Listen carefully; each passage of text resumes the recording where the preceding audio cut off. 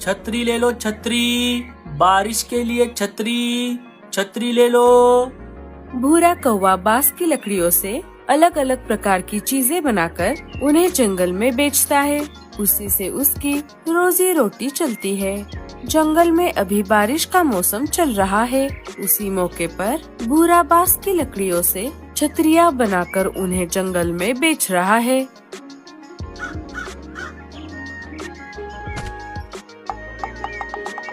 हे ऊपर वाले, मैं सुबह से छाते बेच रहा हूँ, लेकिन अब तक मेरी एक भी छतरी नहीं बिकी। अब मुझे बहुत भूख लगी है। चलो अब घर जाता हूँ। दोपहर हो गई है और खाना खाने का समय भी। रीमा मेरी राह देख रही होगी। खाना खाने के बाद मैं फिर से छतरियाँ बेचने के लिए जंगल में घूमूंगा। भूरा कौवा अपने घर की ओर निकल पड़ता है।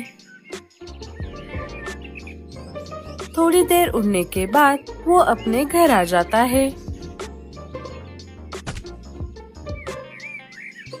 रीमा, मैं आ गया। जरा मेरे लिए पानी लाना, मुझे बहुत प्यास लगी है। रीमा भूरे के लिए पानी लेकर आती है। आ गए आप। मैंने आपको जो चीज लाने को कहा था, क्या आप उसे लेकर आए हो? नहीं रीमा, मैं सुबह से जंगल में छाते बेच रहा हूँ। लेकिन अब तक एक भी छाता नहीं बिका। यही बोलने वाले थे ना आप, इसीलिए आप वो चीज नहीं लेकर आए। मुझे पहले से ही पता था कि ऐसा ही होगा। अरे रीमा, तुम नाराज मत हो। तुम देखना, आज नहीं तो कल मेरे छाते जरूर बिकेंगे और उसके बाद तुम जो मांगोगी मैं तुम्हें वो ला कर दूंगा। हाँ हाँ, रहने दो। मुझे झूठे सपने मत दिखाओ। मैं तो कहती हूँ आप ये छाते बेचना बंद करो और कोई दूसरा काम करो, जैसे कि कुछ मिठाई विठाई, पकोड़े शकोड़े, आलू समोसे, वड़ा पाव, ऐसी खाने की चीजें बेचो।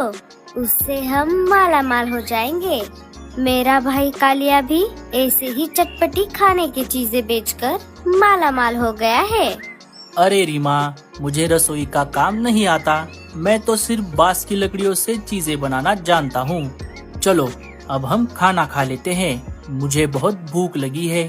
खाना खाने के बाद तुम भी छाते बेचने के लिए मेरे साथ आना। नहीं नहीं, मैं तो नहीं आऊंगी।